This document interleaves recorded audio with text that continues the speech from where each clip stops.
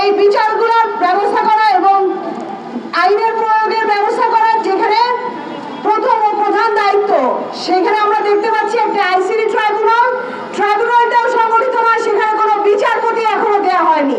এই যারা ভিকটিম গত 16 বছরে ফ্যাসিস্ট রেজিমে গত জুলাই গণ অভ্যুত্থানে আমাদের যত ভাইদের শহীদ হয়েছে, যত ছাত্র, যে জনতা যারা জুলাই আগস্ট পর্যন্ত তাদের জীবন দিয়ে আমাদেরকে আজকে এই জায়গায় নিয়ে এসছে যে যেখানে দাঁড়িয়ে আমরা কথা বলতে পারি এবং বিচার চাইতে পারি, এবং আমাদের যেই স্বজনেরা এখনো যাদের কোনো সন্ধান আমরা পাইনি, গত ফ্যাসিস্ট রেজিমের আইন প্রয়োগকারী সংস্থা যারা যাদেরকে গুম করা হয়েছে, এক্সট্রা জুডিশিয়াল কিলিং করা হয়েছে, জুলাই পর্যন্ত গণহারে আমাদের ছাত্র ভাইদেরকে এবং এই যে আমাদের জনতা বাংলাদেশের প্রত্যেকটা জেলায়, ঢাকায় যাদেরকে মারা হয়েছে, নির্বিচারে গুলি করে হত্যা করা হয়েছে, তাদের প্রত্যেকের পক্ষে আমরা সবাই একসাথে আজকে সম্মতি প্রকাশ করি। আজকে 2 মাস,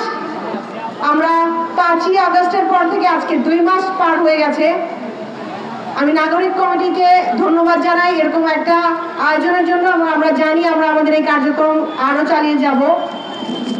2 মাস হয়ে গেলেও আমার মনে হয় অন্তর্বর্তীকালীন সরকার বা যেই ব্যবস্থা, তাদের প্রধান দায়িত্ব ছিল এই বিচারগুলোর ব্যবস্থা করা এবং আইনের প্রয়োগের ব্যবস্থা করা যেখানে প্রথম ও প্রধান দায়িত্ব, সেখানে আমরা দেখতে পাচ্ছি একটা আইসিডি ট্রাইব্যুনালটাও সংগঠিত নয়, সেখানে কোনো বিচারপতি এখনো দেওয়া হয়নি, কোনো গণতদন্ত কমিটি গঠন করা হয়নি প্রত্যেকটা বিচারের জন্য, যেখানে 1581 জন এখনো আমরা জানি শহীদদের তালিকাতে এখনো যুক্ত আছে জুলাই গণহত্যায়।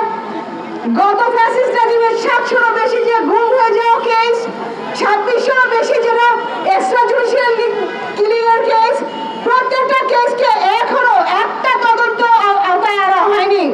গত 2 মাসে এই ব্যবস্থা কেন মন্থর? এই বিচার প্রক্রিয়া না আগালে প্রথম ও প্রধান দায়িত্ব যেটা দোষরদের শনাক্ত করা, যে আইন প্রয়োগকারী সংস্থা ইললিগাল ভাবে এই প্রত্যেকটা ভাইদের জীবনের উপরে গুলি চালিয়েছে, তাদেরকে হত্যা করা হয়েছে, প্রত্যেককে তদন্তের আওতায় আনা এবং বিচার প্রক্রিয়া আমরা আশা করেছিলাম গত 2 মাসে আমরা দেখতে পাবো যে অলরেডি কয়েকটা যুগান্তকারী বিচারের রায় আমরা পেয়ে গেছি, সেখানে আমরা এখনো মন্থর, এখনো দাঁড়িয়ে আছি। কেন কোনো তদন্ত কমিশন গঠন করা হলো না? 1481 না আসলে সংখ্যাটা শহীদদের। আপনারা যদি রায়ের বাজার বুদ্ধিজীবী কবরস্থানে যান, আরো যে কবরস্থানে যান, সেখানে যারা দেখতে পাবেন যে এক কবরে 2-3জনকেও নামিয়ে দেওয়া হয়েছে। আমি জানি না ইসলামিক ভাবে তাদের দাফন হয়েছিল কিনা, তার সংখ্যাটা কতটুকু, তাদের নাম কি, কোন হসপিটালে তাদের রেকর্ড নাই। এই জায়গাগুলোতে আমার মনে হয় যে সরকারকে এই বৈষম্য বিরোধী ছাত্র আন্দোলনের পক্ষ থেকে আনা হয়েছে, এই ছাত্র জনতার বিপ্লব এবং এই গণহত্যার মাধ্যমে যে সরকারকে গঠন করা হয়েছে, তার প্রথম ও প্রধান দায়িত্ব এই বিচার নিশ্চিত করা। যতক্ষণ না এই বিচার নিশ্চিত করা হবে, দেশের অন্য কোন ইনস্টিটিউশনকে আপনি আশা করতে পারবেন না তাদের কার্যকরী পদক্ষেপে যেতে পারবে। আমরা আশা করব সরকার, ইংল্যান্ড সরকার এবং যত আইন প্রয়োগকারী সংস্থা আছেন, যে কমিশনগুলো এখন গঠন করা হচ্ছে, আপনারা জানেন গুম তদন্ত ইনকোয়ারি সংক্রান্ত একটা কমিশন গঠন করা হয়েছে, বাট তারও ধীরগতি পদক্ষেপে আমরা আসলে অতটা আশা করছি না। আমরা তাদের কাছ থেকে শুনতে চাই না তারা কোনো আলামত পাচ্ছেন না আয়নাঘরে ভিজিট করার পরে। আমরা যদি এটা বলি 1.5 মাস পরে বসে থেকে যে আমাদের জন্য এভিডেন্সগুলো তারা প্রোটেক্টেড করে রাখবে, এই আশা করাটা আসলে অনেক ভুল। আমরা যত তাড়াতাড়ি পদক্ষেপ নেব, কারণ আমাদের প্রত্যেকটা হত্যার বিচারের গায়ে, প্রত্যেকটা গুমের ঘটনার ভিতরে যে এভিডেন্সগুলো প্রোটেকশন করার, সেটা যদি অতি সত্বর আমরা না করি, আমরা জানি না আমাদের এই বিচারকে স্বচ্ছভাবে ন্যায়ভাবে আনতে পারবো কিনা বিচারের ফলাফলটা।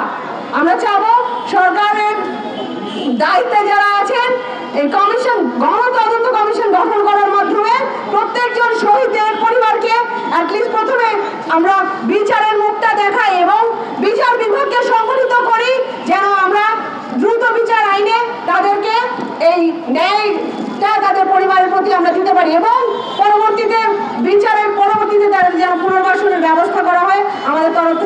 এই দাবি জানানো থাকবে। আমরা আশা করব প্রধান দায়িত্ব যেটা সেটার দিকে তারা মন্থর গতিতে না এগিয়ে, ধীর গতিতে না গিয়ে অতি দ্রুত পদক্ষেপ নেবেন। ধন্যবাদ। আমার সাথে আজকে এখানে আপনারা দেখছেন যে আমাদের যত শহীদ পরিবার, জুলাইয়ের গণহত্যার যত শহীদ পরিবার আছেন, গত 16 বছর ফ্যাসিস্ট রেজিমে যারা গুম হয়েছেন, যাদের ভাইদেরকে হত্যা করা হয়েছে, সকলে আমাদের সাথে আছে। যেই হত্যা করা হয়েছে এবং তাদের সকলে একত্রিতভাবে আমরা একসাথে এখানে দাঁড়িয়ে আছি এবং আমরা সারা বাংলাদেশ আমরা সবাই যখন একত্রিত হব, আমরা ইনশাআল্লাহ এই বিচারকে ন্যায় বিচার প্রতিষ্ঠা করতে পারবো এবং আমরা আমাদের দাবিগুলো নিয়ে আসতে পারবো আদায় করে।